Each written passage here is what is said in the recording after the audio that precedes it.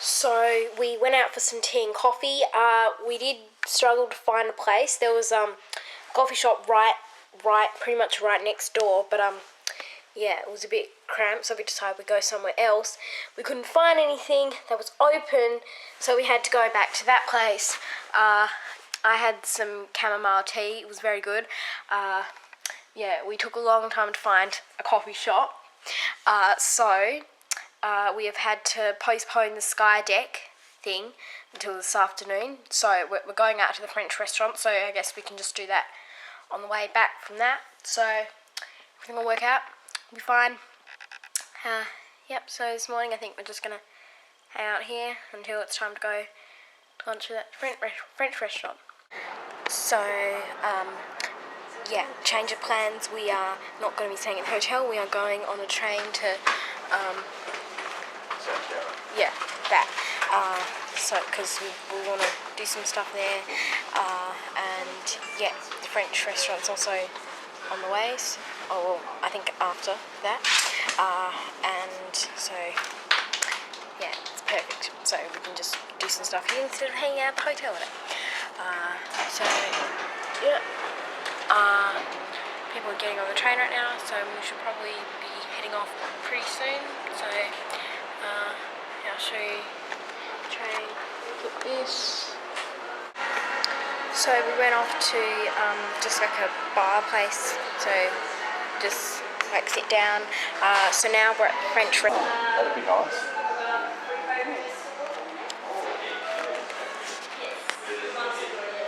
There's just desserts. I'll find something I want. Definitely on the Escargot, but I'll find a main that I want. So here are my Escargot utensils. So to start, we just got a bit of bread and some butter and some sea salt. Here is my Escargot. Okay, so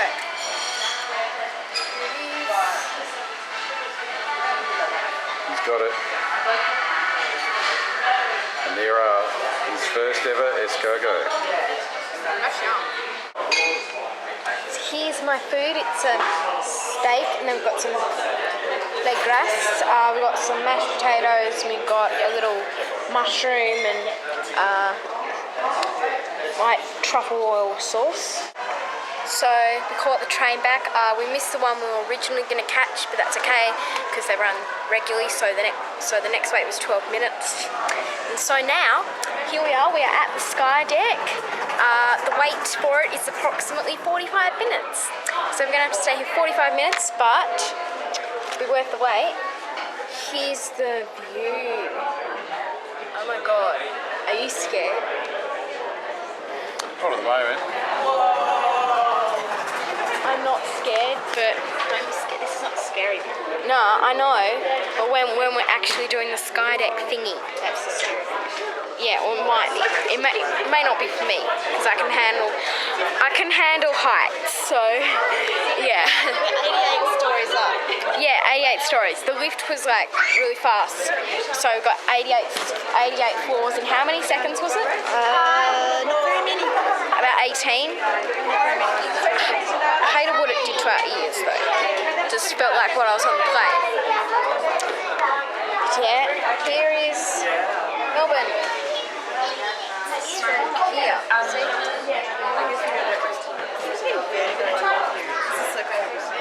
It's cool. Now, so we did the Skydeck thing. So it was just like, you know, we're just standing there like over Melbourne. It was like 200 and something meters off the ground. It's pretty cool. It was just like a glass floor. Yeah. I thought it would have been like I thought it was going to be like a ride all across Melbourne and that the floor would feel like nothing, but you know, there's glass there, so it wasn't quite what I expected, but still good. I just thought it'd be a bit more fun, but I still enjoyed it.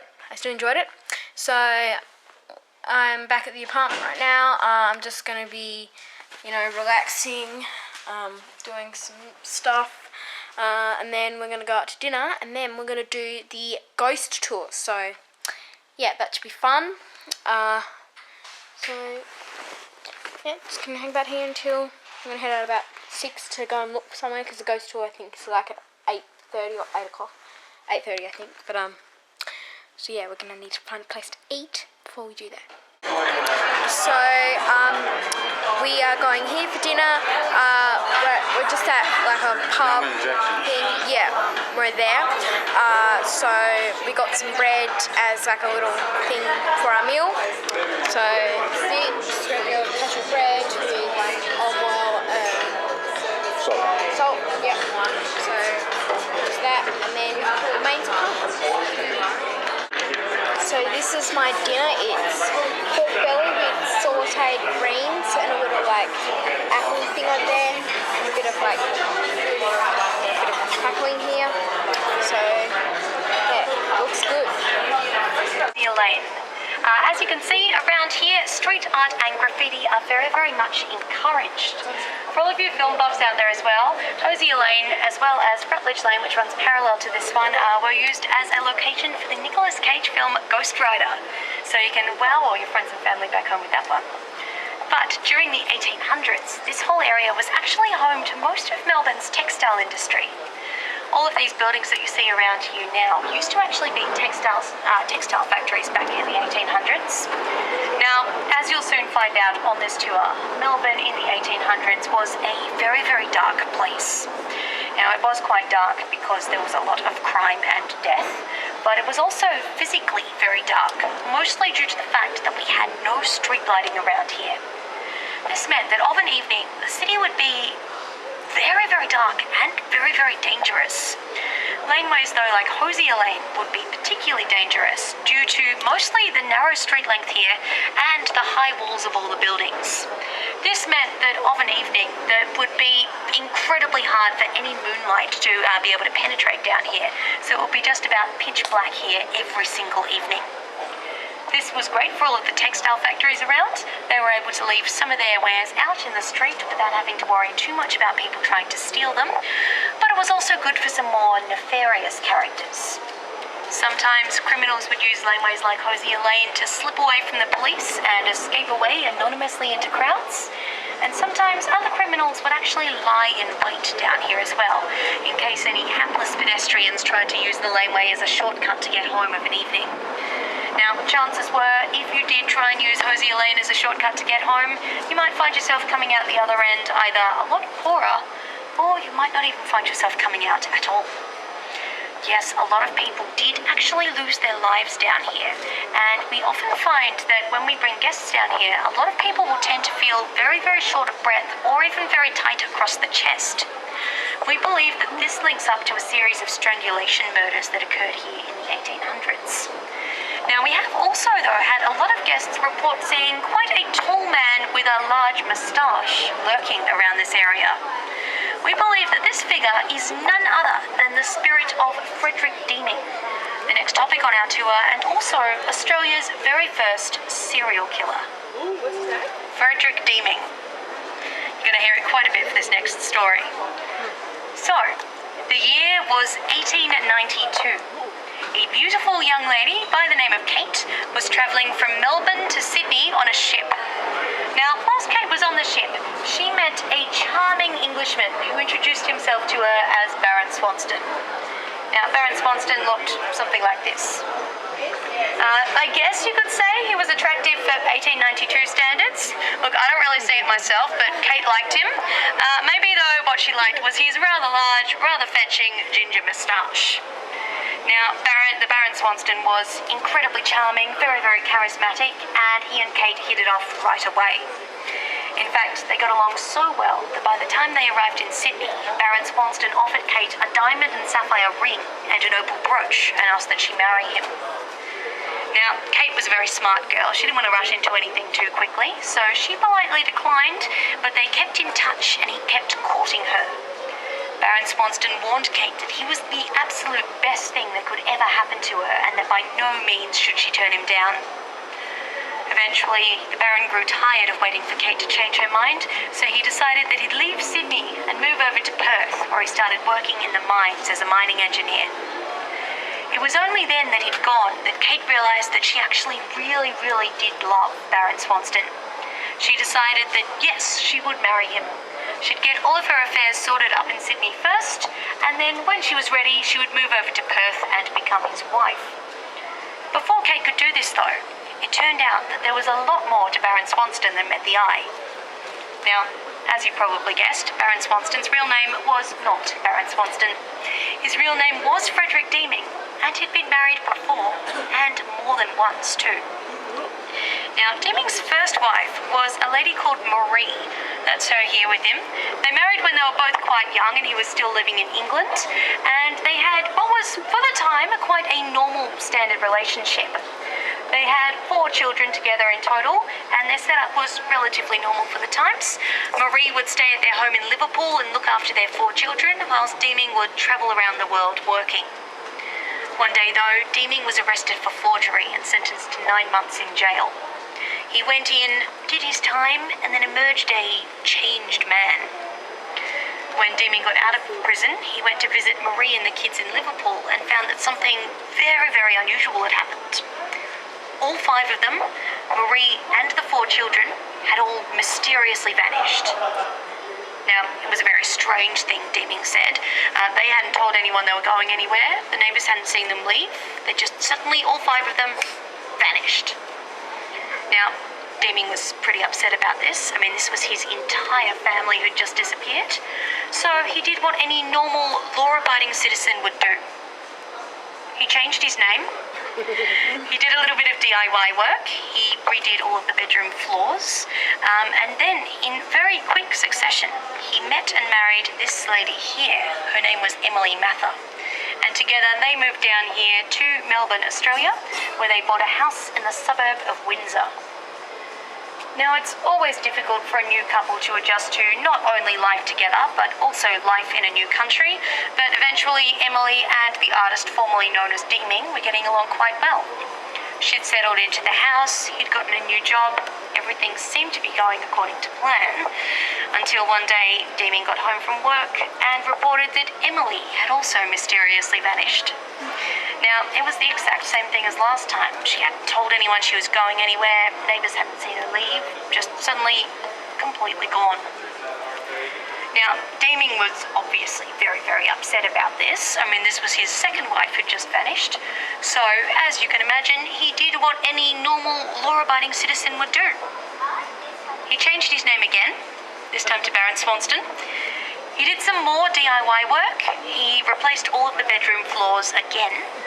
And then he moved here to Melbourne CBD.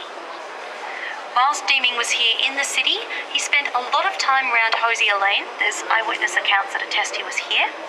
And he befriended a jeweller who worked nearby. He then proceeded to steal a diamond and sapphire ring and an opal brooch from the jeweller, and he caught a ship up to Sydney. And of course, if you remember, it was on his way to Sydney that Deeming met Kate from the start of the story. Now, at this stage, everything was going very, very well for Deeming. He was working in the mines in Perth, that was going well. Kate was just about ready to come down and marry him, that was great. But then everything hit the fan. Some new tenants had moved into the house in Windsor where Deeming had lived when he was married to Emily. This is the house here, by the way. Now, I am told that this house does still exist, so if you are ever in Windsor and you're in the market for a property, maybe steer clear of this one. But some new tenants had moved in, and they started to report quite a foul smell coming from the bedroom area. Now, the smell got so bad that they called the police, and as soon as the police got there, you're exactly right, they recognised the smell was the smell of death. The police noticed that the bedroom floors had been recently replaced. So they removed the floors, dug underneath, and there they found buried the body of Emily Mather.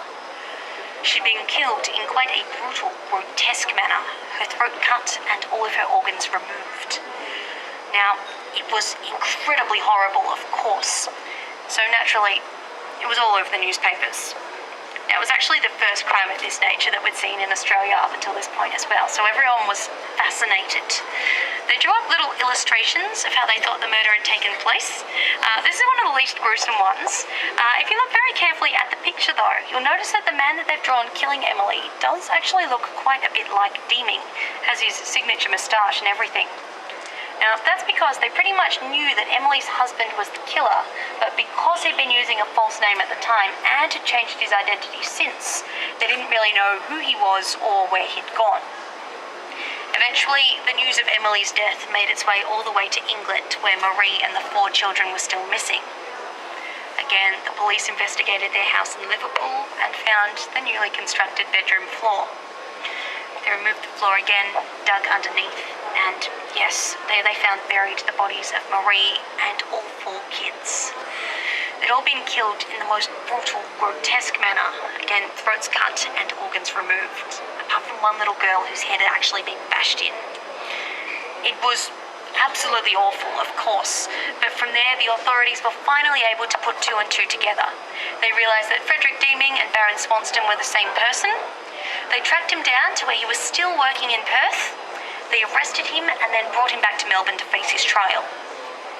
When they caught him, though, Deeming immediately denied that he was Frederick Deeming. He insisted that he was Baron Swanston, that he was nobility, and how dare they try and touch him. This was all very, very hard for him to prove, because when they caught him, Deeming still had several of Emily's personal belongings on him, including her own little prayer book that she was never seen without. Deeming also had in his possession a set of tools that were most likely the tools he'd been using to commit all of his murders so far, and quite probably the tools he was planning on using to kill Kate as soon as she did come down to marry him. Nevertheless, in one last-ditch attempt to disguise his true identity, Deeming realised that he would have to part with his trademark ginger moustache. The only problem, though, was because he was being brought back to Melbourne as a prisoner, Deeming didn't have any access to razor blades. So instead, he got his hands on a glass bottle. He broke the bottle and then attempted to use the shards of glass to scrape off his moustache.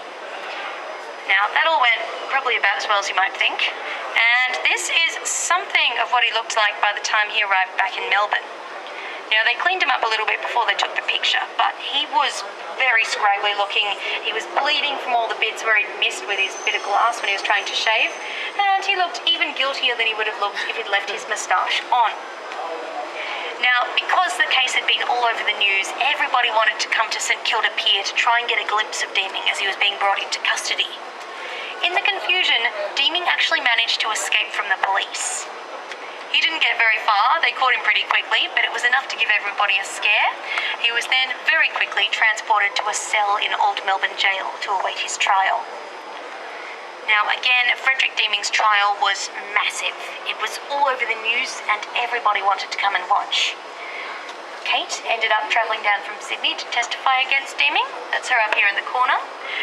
And Deeming somehow managed to get Alfred Deakin to be his lawyer. And Alfred Deakin actually went on to become Prime Minister of Australia as well. That's quite telling, actually. But together, Frederick Deeming and Alfred Deakin attempted to plead not guilty on the grounds of insanity.